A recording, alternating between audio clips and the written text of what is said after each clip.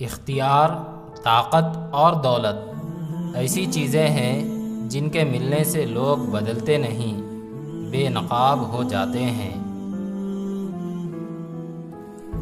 باپ کی دولت پر گھمنڈ کرنے میں کیا خودداری، مزہ تو تب ہے دولت اپنی ہو اور باپ فخر کرے۔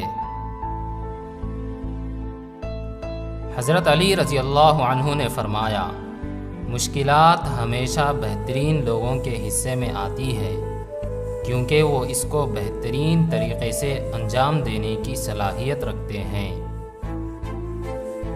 سکھ اور دکھ اپنی تقدیر سے ملتے ہیں، امیری اور غریبی کا اس سے کوئی لینا دینا نہیں۔ رونے والے عالی شان محلوں میں بھی روتے ہیں، اور جن کی قسمت میں خوشیاں ہو وہ جھوپڑی میں بھی ہنستے ہیں۔ انسان بڑی عجیب فطرت کا مالک ہے، یہ مرے ہوئے لوگوں پر روتا ہے اور زندوں کو رلاتا ہے۔ بچے پالنا کوئی بڑا کام نہیں ہے، جانور اور پرندے بڑے بہتر انداز میں یہ کام صدیوں سے کرتے آ رہے ہیں۔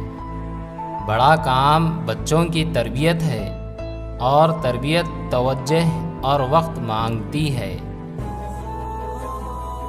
وہ غلطی سب سے بڑی غلطی ہے جس کے غلط ہونے کا انسان کو احساس تک نہ ہو۔ خواہش سے نہیں گرتے پھل جھولی میں، وقت کی شاخ کو میرے دوست ہلانا ہوگا۔